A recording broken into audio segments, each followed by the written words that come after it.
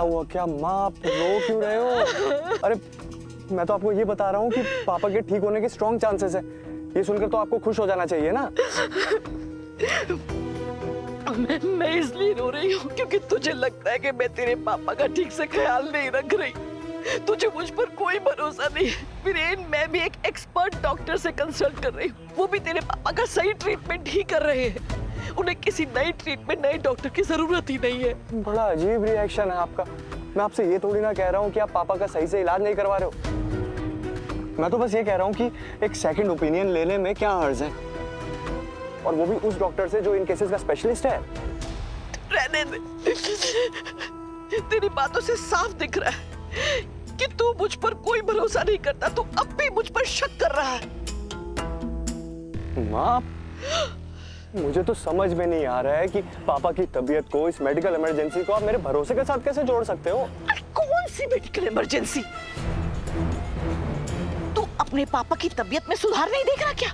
मैं time to time तुझे report दिखाती रहती हूँ ना। और तुम जवान लोग कभी नहीं समझ सकते कि हमारी उम्र के लोगों के शरीर कैसे काम करते हैं। हम कोई मशीन नहीं है, हमें ठीक होने में टाइम लगता है। हम तुम लोग की तरह से सीधा उठ के नहीं चल सकते। और वीरेन, अपने पापा के बारे में सोच बेटा।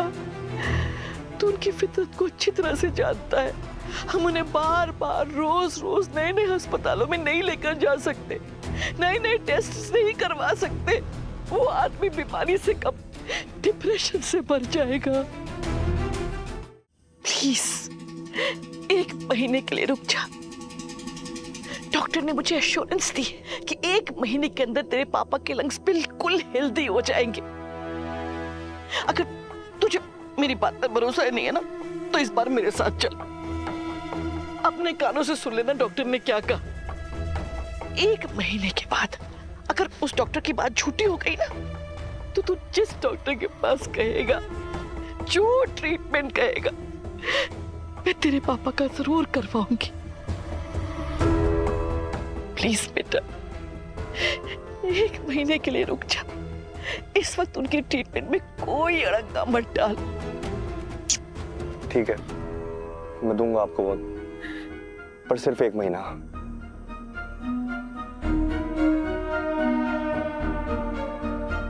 चलट, 1 महीने में मैं तेरे पापा की क्या, इस परिवार के हर सदस्य की तबीयत को चंगा कर दूंगी। इसका मतलब शालिनी जी को ये बात पता थी और उन्होंने किसी को नहीं बताया। राघव बेटा, अब तुम शालिनी जी को ब्लेम मत करो प्लीज।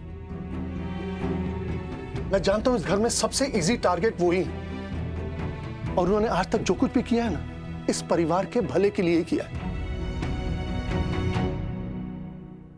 और बेटा, उन्हें पूरा भरोसा है कि जो मेरा इलाज करवा रही है बिल्कुल सही है, और मुझे भी पूरा विश्वास है कि इस इलाज की वजह से मैं ठीक हो जाऊंगा। लेकिन फूफा जी आप... नहीं राघव, फूफा जी ठीक कह रहे हैं। हमें इनके इस डिस्क्रिप्शन की रिस्पेक्ट करनी चाहिए। वैसे भी शालिनी जी पे मैंने इतने बड़े बड़े इल्जाम लगाए, उसके बाद भी फूफा जी ने मुझे माफ किया। हमें इस बात का फायदा बिल्कुल नहीं उठाना चाहिए कि फूफा जी का दिल बहुत बड़ा है। अगर इन्हें भरोसा है उन पे, तो जरूर वो भरोसे के लायक होंगी। और इतने टाइम से तो फूफा जी और शालिनी जी साथ में मिलकर इस प्रॉब्लम से डील कर ही रहे हैं ना, तो हमारा कोई हक नहीं बनता कि हम इसके बीच में पड़े। राघव बेटा, रीत बिल्कुल ठीक कह रही। वैसे भी मैं अंदर से काफी बेटर फील कर रहा हूं, और बेटा अगर मुझे अंदर से कुछ गड़बड़ लगती तो मैं तुम दोनों को ही आके बताता ना। और बेटा, अभी ना मेरा मरने का कोई इरादा नहीं है। मैं तुम लोगों के साथ बहुत साल जीने वाला हूं। तुम्हारे बच्चों की शादी करवा के जाना चाहता हूं। बिल्कुल ऐसा ही होगा फूफा जी। चलिए, अब हमें फूफा जी को आराम करने देना चाहिए। जाओ बेटा, आप रेस्ट कीजिए। जाओ। गुड नाइट फूफा जी।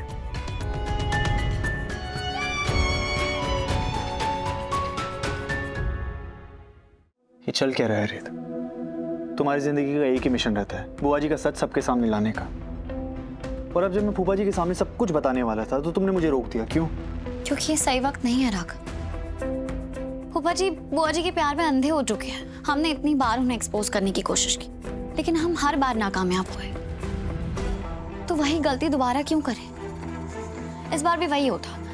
अगर हम फूफा जी से बात करते तो वो सब कुछ बुआ जी को बता देते, फिर वो अलर्ट हो जाती और फिर कोई बहाना बना के हमें ही गलत साबित कर देती।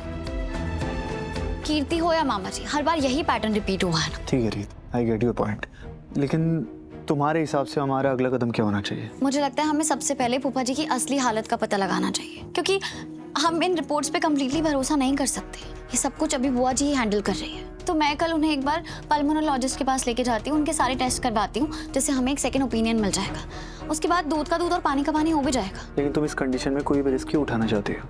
राघव, ये सबसे ज्यादा रिस्क फ्री ऑप्शन है। बस कुछ रूटीन टेस्ट ही तो है, और मैं ऐसा कुछ भी नहीं कर रही हूँ जिससे मुझे नुकसान पहुंचे। लेकिन तुम बुआ जी और फूफा जी को अलग कैसे करोगे? उनके जाने बिना टेस्ट कैसे होगा? वो सब मैंने प्लान कर लिया है।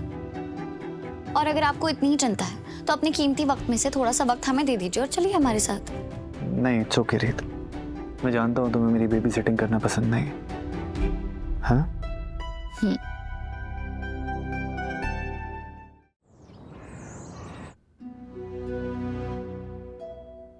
रीत मैम, आपका कोरियर है। हाँ रीत, अब यहीं रख दीजिए। ये क्या है? तुम ये बॉक्स उठाने की तो नहीं सोच रही थी ना? नहीं पूनम भाभी, इसमें तो बुक्स और स्टेशनरी का सामान है। मैं सोच रही थी कि पीहू के आश्रम में डोनेट कर देते हैं। मैं ना वो वार्डन को एक बार थैंक यू कहना चाहती हूँ।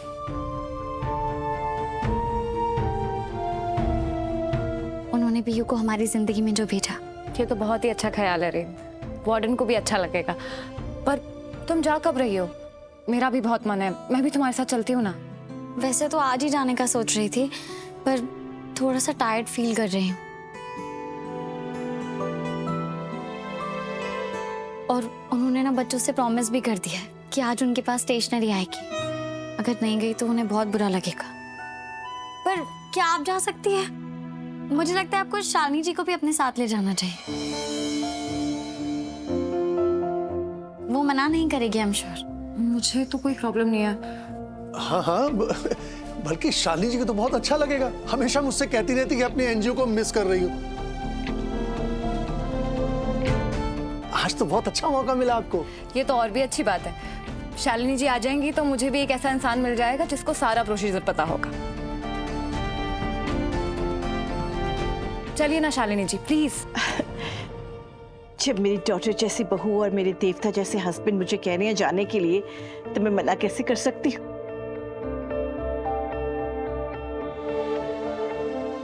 चलो, मैं ही उठा लेती हूँ। अरे नहीं नहीं, एक मिनट। पवन जी सर। बेटा, हाँ ये लेके जाओ बेटा। गाड़ी में रखवा दीजिए। बाय। चलिए।